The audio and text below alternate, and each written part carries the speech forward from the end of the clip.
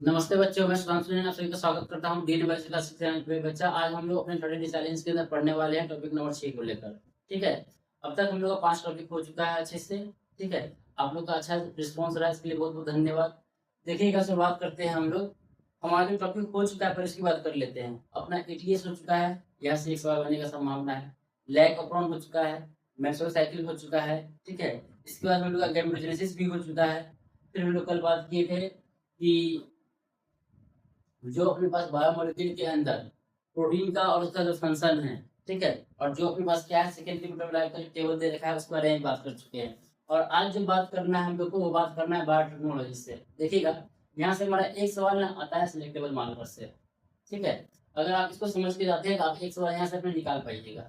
ध्यान दीजिएगा, जो सिलेक्टेबल मार्कर होता है वो असल में होता क्या है। ठीक है, पूरा कहानी पहले आपको समझा देते हैं। देखिए, हम लोग क्या कर रहे होते हैं, अगर किसी बैक्टीरिया के अंदर फॉरेन जीन डाले हैं, फॉरेन जीन डाले हैं, प्रोड्यूस किए हैं, तो हमारा ट्रांसफॉर्मेशन उसके अंदर हुआ है या नहीं हुआ है, ये पता करने का तरीका क्या होता है, अपने पास सिलेक्टेबल मार्कर होता है।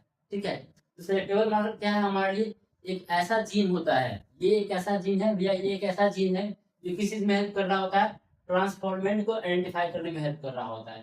बैक्टीरिया हमारा ट्रांसफॉर्मेंट बना है या नहीं बना है, इसके आइडेंटिफिकेशन में कौन हेल्प कर रहा होता है, सिलेक्टेबल मार्कर हेल्प कर रहा होता है। देखिएगा, आपको सिलेबस के अंदर ना कुछ कॉमन सिलेक्टेबल मार्कर दे रखे हैं जो आपके सिलेबस के अंदर है। एम्पिसिलिन रेसिस्टेंट जीन क्या है हमारे पास, एक तरह का सिलेक्टेबल मार्कर होता है।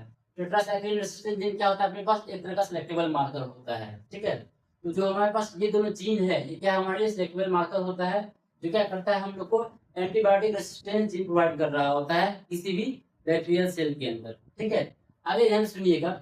मान लीजिए, मान लीजिए आप एक जीन को इंट्रोड्यूस किए वेक्टर के अंदर, कहाँ पे, टेट्रासाइक्लिन रेसिस्टेंट जीन के ऊपर। ठीक है, आप टीटार के ऊपर क्या किए हैं, जीन को इंसर्ट किए हैं, इस पे इंसर्ट किए हैं। तो जैसे ही आप इसके ऊपर इंसर्ट कीजिएगा तो क्या हो जाएगा, इसका इफेक्ट हमारा खत्म हो जाएगा। जो टीटार के इफेक्ट है वो क्या हो जाएगा, हमारा खत्म हो जाएगा। यानी कि अगर हमारा इसके इंसर्ट किया गया, इसका इफेक्ट खत्म हो गया है। अब जो हमारा जीन जा रहा है बैक्टीरिया के अंदर वो कौन सा जाएगा, ये वाला जाएगा, और ये वाला अपने इफेक्ट को दिखाएगा। तो जैसे ही बैक्टीरिया के अंदर क्या हो जाएगा, ट्रांसफॉर्मेशन हो जाएगा। बैक्टीरिया में क्या हो जाएगा, अगर ट्रांसफॉर्मेशन हमारा हो जाएगा तो बैक्टीरिया कौन सी मीडियम में ग्रो करेगा। देखिएगा, ध्यान से देखिएगा, अगर ट्रांसफॉर्मेशन हुआ है तो क्या करेंगे, देखिएगा कैसे समझिएगा। अगर हमारे पास नॉर्मल इकोलाई है, पहली बात, जो अगर नॉर्मल इकोलाई है तो इनके पास क्या है, रेसिस्टेंस जीन है ही नहीं, तो ये हमारा एंटीबायोटिक मीडियम के अंदर ग्रो ही नहीं कर सकता है। अगर नॉर्मल इकोलाई है तो इनके पास क्या है, रेसिस्टेंस जीन नहीं है, जिससे क्या है हमारे लिए एंटीबायोटिक मीडियम के अंदर ये ग्रो नहीं कर पा रहा है। लेकिन जैसे ही आप क्या किए हैं, कीटाणु का इफेक्ट खत्म कर दिए हैं, तो यहाँ पे क्या हो रहा है कि जो भी हमारा फॉरेन जीन, जो भी हमारे पास ट्रांसफॉर्मेंट बना है, ठीक है, ये कहाँ पे सर्वाइव कर रहा होगा, ये सर्वाइव कर रहा होगा एम्फिसिलिन रेसिस्टेंस मीडियम सर्वाइव कर रहा होगा। ठीक है, देखिएगा, अगर आप क्या किए हैं, ट्रांसफॉर्मेशन किए हैं, तो देखिएगा, अगर हमारे पास क्या है, कीटाणु पे हमने क्या किया, इसको डाले हैं जीन को, तो क्या हो जाएगा, इसका इफेक्ट खत्म हो जाएगा। ठीक है, इसका इफेक्ट क्या हो जाएगा हमारे लिए, खत्म हो जाएगा। और यहाँ पे क्या है, एम्फिसिलिन रेसिस्टेंस जीन का इफेक्ट रहेगा, इसका इफेक्ट रहेगा।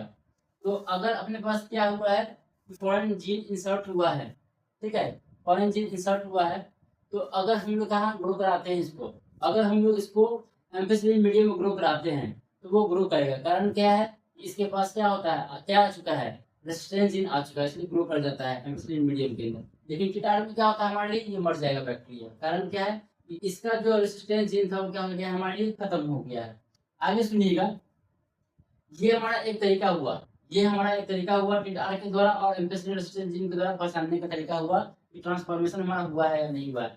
इसके अलावा एक तरीके का बात और करता है आपका एनसीईआरटी, ब्लू व्हाइट सिलेक्शन को लेकर। देखिएगा, जो वेक्टर है ना, उसके अंदर हमारे पास क्या है, कुछ ऐसा जीन पाया जाता है जो कुछ एंजाइम बना रहा होता है, और उस एंजाइम के द्वारा क्या कर रहे होते हैं, हम लोग पहचान रहे होते हैं कि हमारा ट्रांसफॉर्मेशन बना है या नहीं बना है। देखिएगा, जो लैक जेड जीन है ये क्या बनाता है, ये बनाता है बीटा ग्लाइकोसाइडेज एंजाइम। ठीक है, तो समझिएगा, अगर हम लोग क्या करें, अपना फॉरेन जीन को कहाँ पे डाल दें, लैक जेड जीन पे डाल दें, तो जीन क्या हो गया हमारे लिए, इंसर्ट हो गया है। जीन क्या हो गया हमारे लिए, लैक जेड जीन क्या हो गया, इंसर्ट हो गया है। जैसे ही जीन इंसर्ट हुआ है तो इसका इफेक्ट क्या हो जाएगा, खत्म हो जाएगा, ये एंजाइम बनेगा ही नहीं, ये एंजाइम बनेगा ही नहीं। तो जब हमारा यहाँ पे जीन इंसर्ट किए जाएंगे तो क्या हुआ है, जीन का इंसर्शन हो गया जिससे हमारा एंजाइम नहीं बन रहा है। तो जो बैक्टीरिया कॉलोनी मिलेगा वो कैसा मिलेगा, व्हाइट कॉलोनी मिलेगा। कैसा कॉलोनी मिलेगा हमारे लिए, व्हाइट कॉलोनी मिलेगा। लेकिन अगर जीन को इंसर्ट नहीं किया गया है तो बैक्टीरिया कॉलोनी कैसे मिलेगा, हमें ब्लू कॉलोनी मिल रहा होगा, ये बात ध्यान रखिएगा। अगर इंसर्शन नहीं हुआ है तो ब्लू कॉलोनी मिलता है, अगर इंसर्शन हुआ है तो क्या मिलेगा अपने पास, व्हाइट कॉलोनी मिल रहा होता है। क्लियर बात है। आगे ध्यान दीजिएगा, एक आपके पास डायग्राम भी दे रखा है आपके एनसीईआरटी के अंदर, ध्यान दीजिएगा यहाँ पे, ये डायग्राम काफी फेमस है भैया। डायग्राम देखिएगा, ये अपना वेक्टर का डायग्राम दे रखा है, ठीक है, समझिएगा। PBR, ठीक है, 322, समझिएगा। पी का मतलब क्या होता है, पी का मतलब होता है प्लाज्मिड, ठीक है, पी का मतलब क्या होता है हमारे प्लाज्मिड होता है। बीआर का मतलब क्या होता है, ये साइंटिस्ट का नाम गिवन है अपने पास, ये साइंटिस्ट के नाम पे दिया गया है बीआर, ठीक है। तो कौन सा डिस्कवरी, कौन सा इसको डिस्कवर किया गया था, बोलिवर और रॉड्रिगेज। बोलिवर और रॉड्रिगेज ने क्या है इसको डिस्कवर किया, इसलिए क्या नाम पड़ता है इसका, बीआर नाम पड़ गया है। और 322 जो नंबर दे रखा है ये क्या हमारे लिए वेक्टर का नंबर होता है, ठीक है, इतने नंबर का ये हमारे लिए वेक्टर होता है। आगे समझिएगा, ये डायग्राम देखिएगा, अपने पास क्या है, यहाँ पे अपने पास क्या है देखिएगा, जो हमारे पास वेक्टर है PBR 322 का, इसके पास क्या है, टेट्रासाइक्लिक रेसिस्टेंस जीन भी होता है और एम्पिसिलिन रेसिस्टेंस जीन भी होता है, ठीक है। तो ये क्या कर रहा होता है, ये एंटीबायोटिक रेसिस्टेंस प्रोवाइड कर रहा होता है किसी भी बैक्टीरियल सेल को, ठीक है। आगे देखिएगा, अपने पास जो CLAV1 लिखा हुआ है, हैंड 3 लिखा हुआ है, इको R1 लिखा हुआ है, ये क्या है हमारे लिए रिस्ट्रिक्शन साइट है, ये क्या हमारे लिए रिस्ट्रिक्शन साइट है, जहाँ पे क्या होता है फॉरेन जीन हमारा इंट्रोड्यूस होता है। जो भी फॉरेन जीन को हम इंट्रोड्यूस कर रहे होंगे बैक्टीरिया के अंदर, कहाँ पे इंट्रोड्यूस होगा, हमारा रेस्ट्रिक्शन साइट पे इंट्रोड्यूस हो रहा होगा, ठीक है। इसके अलावा समझिएगा PDE1 हो गया, PST1 हो गया, ये क्या है हमारे लिए, ये हमारे लिए रेस्ट्रिक्शन एंजाइम है, ये क्या होता है हमारे लिए रेस्ट्रिक्शन एंजाइम है, जो क्या करता है, ठीक है, जो कट लगाने का काम कर रहा होता है, ये क्या करता है हमारे लिए कट लगाने का काम कर रहा होता है, ठीक है। आगे समझिएगा, इसके अलावा क्या आपके पास ओराई है, तो ओराई क्या होता है भैया, ओराई जो है हमारा वो कॉपी नंबर को डिसाइड कर रहा होता है, कॉपी नंबर को डिसाइड कर रहा होता है, रेप्लिकेशन भी हमारा यही स्टार्ट होता है और कॉपी नंबर भी यही डिसाइड कर रहा होता है।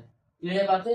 तो इतना बात आपको अच्छे से ध्यान रखने की जरूरत है, अगर इतना बात आपको अच्छे से दिमाग में है तो आप एक सवाल यहाँ से अपना 20 ले जाइएगा, ठीक है। देखिए, जो सीरीज चला रखे हैं, अगर आपको पसंद आ रहा है तो आप लोग रिस्पॉन्स दिखाइए, ठीक है।